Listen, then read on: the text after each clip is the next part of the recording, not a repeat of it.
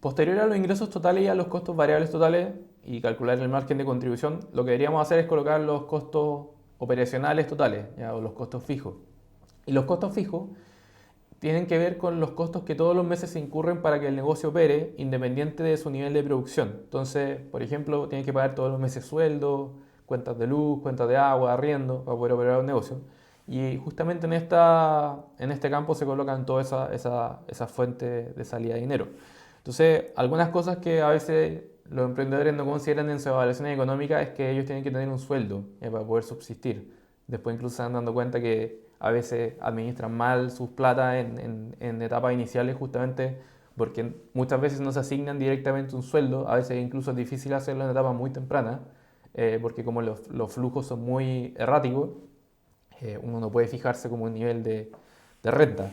Pero igual es importante que para efectos de sus modelos de evaluación siempre consideren sus costos de sueldo mínimos o por lo menos algo que les permita subsistir en etapas tempranas, ¿ya? Eh, entonces, algunos costos que se colocan normalmente, por ejemplo, son los sueldos, gastos de marketing, ventas, cosas que sean así como recurrentes que uno realiza, software, licencias, todas esas cosas se colocan en los costos fijos. También los gastos administrativos generales, por ejemplo, si tienen algún servicio de contabilidad o algún otro servicio que les permita administrar mejor el negocio. Y también los gastos operacionales, que es decir, todo lo que tiene que ver con la operación más fija, por ejemplo, el gasto de la luz, el internet, eh, licencias de software, todo lo que tengan que pagar recurrentemente. Entonces, esto es uno de los campos más simples de calcular, porque tiene que ver con lo que uno gasta en el día a día para operar el negocio.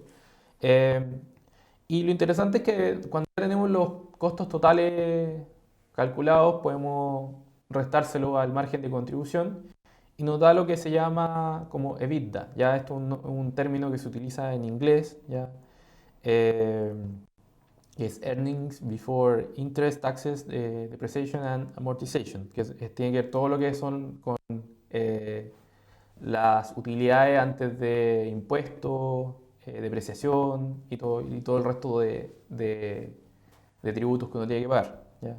Y posteriormente, la otra cosa interesante que ocurre es que aquí nosotros recién podemos empezar a calcular otros importes más específicos del flujo de caja, ¿ya? Como lo puede ser la depreciación. La depreciación es un tema bastante interesante que se realiza para efectos como un concepto de penalidad y también de beneficio tributario, dependiendo del caso. Pero la depreciación lo que implica es que las cosas que tenemos, lo que se conoce como activos fijos, que son bienes que en el tiempo se mantienen por mucho tiempo, por ejemplo un computador, si uno se compra por ejemplo un taladro para trabajar en construcción, es un activo fijo, si uno tiene un auto, por ejemplo para transportar cosas, también se considera un activo fijo. Estos elementos en el tiempo van perdiendo valor, ¿ya? Indudablemente porque se van degradando, van apareciendo nuevas generaciones y como su valor relativo en el tiempo va perdiéndose. Entonces, recién después de la EBITDA, ¿ya? Que es la utilidad antes de todo básicamente, se calcula primero lo que es la depreciación, como la primera fuente de penalidad. Pero esta depreciación, el primer cálculo tiene una incidencia positiva en nuestro flujo, ya en nuestras salidas de dinero en el mes, o en cada periodo, porque de alguna forma lo que hace es ayudarnos a que paguemos menos impuestos. Y ahora les voy a explicar por qué. Entonces, imagínense, estamos analizando el computador que está acá. Y ahí este computador, supongamos que cada año va perdiendo un valor específico. ¿Ya? Supongamos que pierde de este año al próximo año el 10% de su valor. ¿Ya? Entonces, yo técnicamente en ningún momento perdí ese 10%, pero lo que me ayuda como el Estado, por así decirlo, ¿ya? Que es una práctica globalmente utilizada, es decir, bueno, este 10% o 5%, lo que sea que se haya perdido, que se perdió supuestamente valor, voy a calcularlo como una salida de dinero. Vamos a decir que salió como una salida de dinero para que el cobro de impuestos sea menor.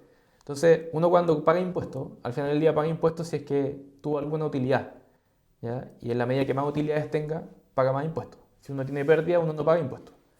Eh, entonces, la depreciación justamente nos ayuda a pagar menos impuestos porque nos dice, oye, hubo una salida de dinero que no ocurrió, lo que hace que nuestros resultados sean menores. Entonces, por ejemplo, si en un periodo, supongamos que por depreciación salieron 100.000 por la pérdida de valor de un computador u otra cosa, eh, ese valor se calcula para efectos de que ustedes paguen menos impuestos, pero no es el valor que se perdió.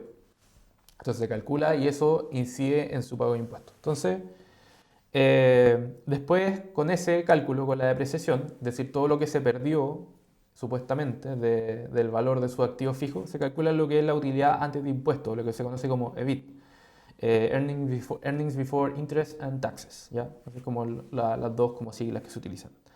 Eh, y lo interesante, ¿ya? Por ejemplo, la depreciación es que la depreciación no es que uno pueda calcular arbitrariamente su depreciación, sino que hay estándares en la industria de cuánto se pueden depreciar distintos bienes. Entonces, así en simple, existen tablas que te dicen, por ejemplo, maquinaria para construcción tiene una depreciación con cierto como ritmo, por así decirlo. Entonces, al año uno puede depreciarlo en cierta cantidad.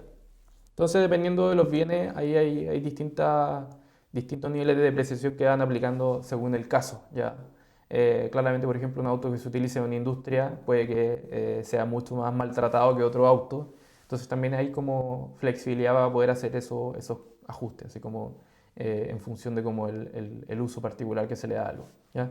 Eh, pero es para que conozcan este campo, ya para que después no les suene extraño, la depreciación tiene que ver con eso. Los activos fijos, los bienes fijos, que duran mucho tiempo, van perdiendo valor en el tiempo, ¿ya?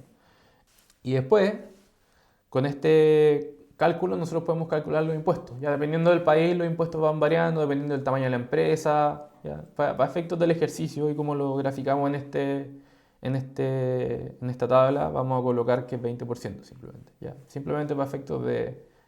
es algo ficticio.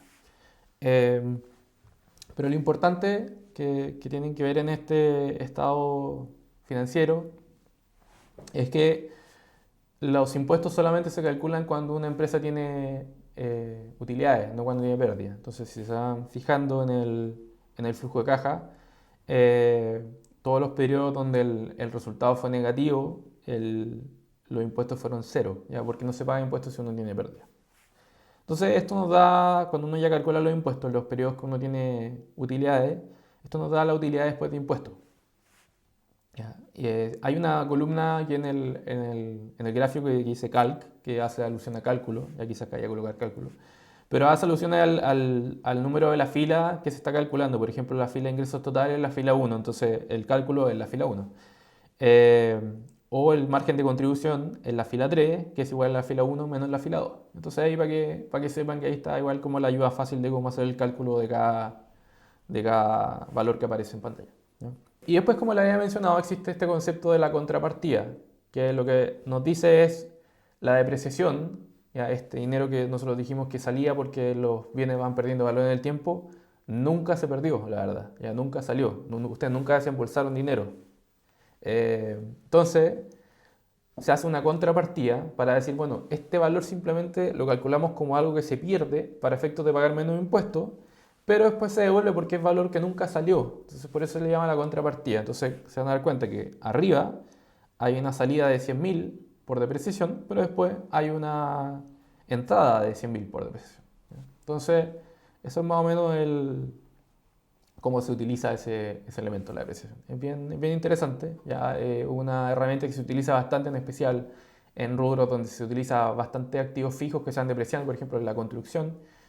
Muy importante la gestión de ese indicador para efectos de todo lo que es el pago impositivo y otras cosas, ¿ya? Claramente, si es un negocio muy digital, la depreciación no va a tener mucha incidencia en su vida, porque probablemente mucha de su infraestructura va a estar en la nube y otras cosas por el estilo. Pero cuando uno tiene hartos bienes que son físicos, en general esta herramienta es súper importante, ¿ya? Y posteriormente, en este instrumento, al final, ya cuando está todo esto calculado, la utilidad después de impuestos, se devuelve la depreciación, se le restan todo lo que son las inversiones, ya todas las salidas de dinero que están asociadas a inversiones que uno hace para poder hacer andar el negocio, ya puede que uno compre más maquinaria u otras cosas, pero hay inversiones, ya.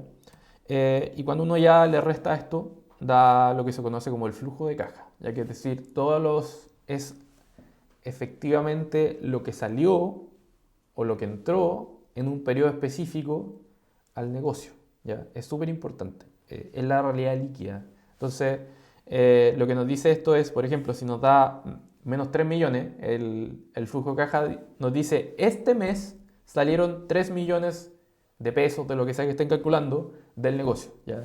Por ejemplo, en el periodo 3 dice 116.000, es decir, el periodo 3 entraron 116.000 después de todo, después de pagar los impuestos, de pagar los sueldos, de hacer absolutamente todas nuestras actividades, eso es lo que quedó. Entonces, este factor es súper importante porque nos va justamente diciendo cuánta plata tenemos o cuánta plata va saliendo de lo que tenemos, ¿ya? Eh, entonces, por ejemplo, el periodo 6 ahí vemos que, por ejemplo, hay 2,5 millones, que 2,5 millones que entraron, ¿ya? Eso respecto a la construcción del flujo de caja. Y después, bueno, también está lo que se conoce como el flujo de caja acumulado, que es justamente sumar todos los periodos consecutivamente.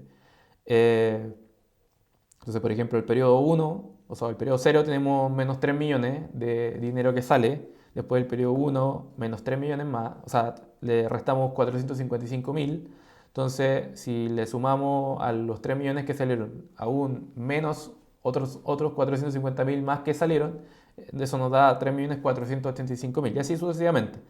Entonces se van dando cuenta que al periodo 6, por ejemplo, de esta evaluación que aparece en pantalla, el resultado acumulado son de menos 2.714.000. ¿Ya? Entonces, es decir, después de todos esos periodos, este negocio está perdiendo dinero. ¿Ya? Sin calcular otras penalidades que tienen que ver con el valor del dinero en el tiempo, que vamos a hablar más adelante.